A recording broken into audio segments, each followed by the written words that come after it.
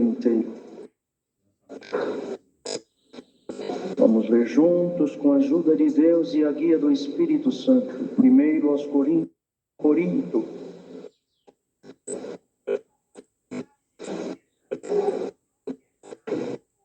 Quando fui ter convosco, anunciando-vos o testemunho de Deus, não fui com sublimidade de palavras ou de sabedoria, porque nada me propus saber entre vós, senão a Jesus Cristo e este crucificado.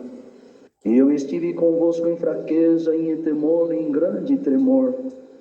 A minha palavra e a minha pregação não constituíam em palavras persuasivas de sabedoria humana, mas em demonstração de espírito e de poder, para que a vossa fé não se apoiasse em sabedoria dos homens, mas no poder de Deus. Todavia falamos sabedoria entre os perfeitos, não porém a sabedoria deste mundo, nem dos príncipes deste mundo que se aniquilam, mas falamos a sabedoria de Deus oculta em mistério, a qual Deus ordenou antes dos séculos para a nossa glória, a qual nenhum dos príncipes deste mundo conheceu, porque se a conhecesse nunca crucificariam o Senhor da glória. Mas como está escrito, as coisas que o olho não viu, e o ouvido não ouviu, e não subiram ao coração do homem, são as que Deus preparou para os que o amam. Mas Deus nos revelou pelo Espírito, porque o Espírito penetra todas as coisas, ainda as profundezas de Deus. Porque qual dos homens sabe as coisas do homem, senão o Espírito do homem que está nele? Assim também ninguém sabe as coisas de Deus, senão o Espírito de Deus. Mas nós não recebemos o Espírito do mundo, mas o Espírito que provém de Deus, para que pudéssemos conhecer o que nos é dado gratuitamente por Deus, as quais também falamos não com palavras de sabedoria humana, mas com as que o Espírito Santo ensina, comparando as coisas espirituais com as espirituais. Ora, o homem natural não compreende as coisas do Espírito de Deus, porque lhe parecem loucura, e não pode entendê-las, porque elas se discernem espiritualmente. Mas o que é espiritual discerne bem tudo, e ele de ninguém é discernido. Porque quem conheceu a mente do Senhor para que possa instruí-lo? Mas nós temos a mente de Cristo. Glória a Deus. Eu estou sentindo um arrepio tão gostoso, a presença de Deus tão gostosa, tão maravilhosa. Sabe por que o Senhor me mostra? 90% da igreja, já na leitura, comeu e já está sentindo a presença e a confirmação de Deus. Paulo, apóstolo do Senhor Jesus, antes Saulo, homem da tribo de Benjamim, circuncidado ao 8º dia, judeu de judeu, hebreu de hebreu, criado aos pés de Gamaliel, doutor da lei. Conhecia a lei mosaica como poucos, a modo que quando ele perseguia os cristãos e consentiu antes na morte de Estevão, ele não fez aquilo porque ele era ruim, ele era temente a Deus, mas ele achava que estava indo destruir aquilo que era uma seita que estava vindo contra a vontade e contra a lei de Deus. Que o homem, quando ele tem sabedoria humana e a inteligência, não significa, como muitos pensam no dia de hoje, não é fraco. E o próprio Senhor Jesus falou isso, que Deus vai dar de pregar aqui agora.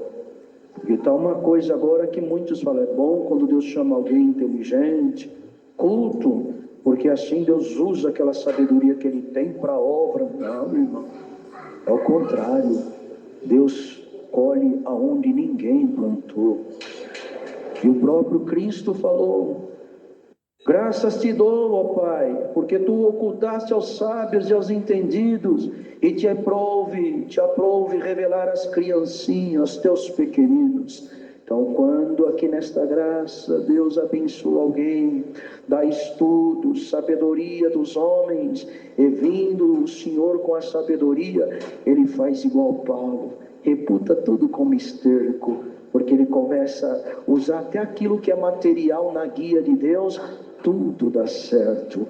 Não existe unha na cabeça dizendo o que foi que eu fiz, eu não devia ter tomado esse tipo de decisão, não devia ter falado isso, mas o homem de Deus que o Senhor vai trabalhando nele, faz igual fez com esse apóstolo. Tinha tanto conhecimento, era uma pessoa estudada, mas um dia o Senhor encontrou com ele no caminho de Damasco, quebrou aquele Saulo e fez ele Paulo, que significa pequeno.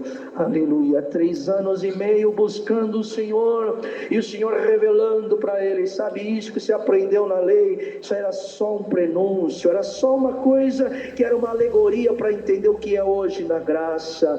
Quebrou tudo e combateu no seu ministério aqueles que queriam incutir e embutir a lei no meio da graça. Valorizou a obra da cruz, valorizou o sacrifício de Cristo, e aqui ele começa dizendo: quando eu fui aí, eu não fui mostrar para vocês um homem inteligente, alguém que tinha palavras persuasivas, eu não fui mostrar o que eu tinha, mas eu vos anunciei Cristo e esse crucificado.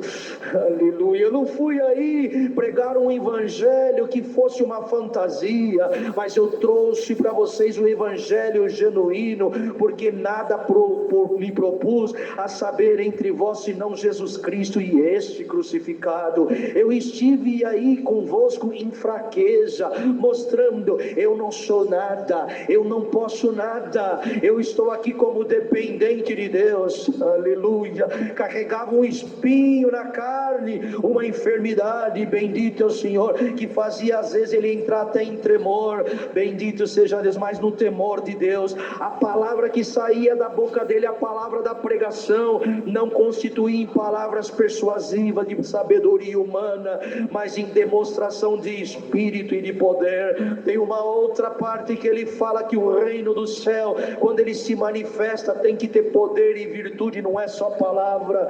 E hoje o Senhor está ouvindo as orações, os cânticos e tudo, aleluia, que nós entramos aqui para oferecer para o Senhor, mas chegou agora a hora da palavra de Deus falar. A minha palavra vai produzir em ti poder, virtude, te diz o Senhor. Glória a Deus, você vai ter, aleluia, para distribuir numa deliberalidade tão forte que você não vai nem perceber que o Senhor está usando de ti. Aleluia. Eu sinto tanto a presença de Deus para pregar isso.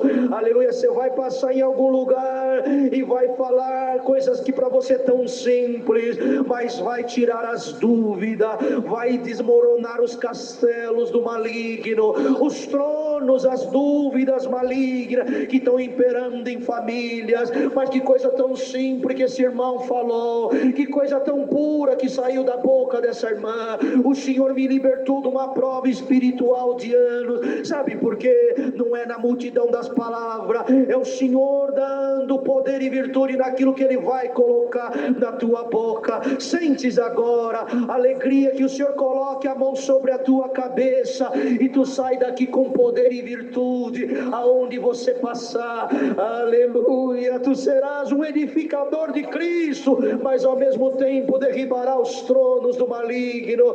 Haverá algum lugar que você vai entrar e lá você não vai pregar, lá você não vai testemunhar, mas só a tua saudação, aleluia, só a tua passada desgraça não vai acontecer. E quem tem comunhão aqui, o Senhor hoje dá um abraço em cada um de nós pela palavra, e o Senhor te diz: não te desanime, eu estou contigo todos os dias da tua vida, até a consumação dos séculos. Importa que o Senhor dê o selo dele.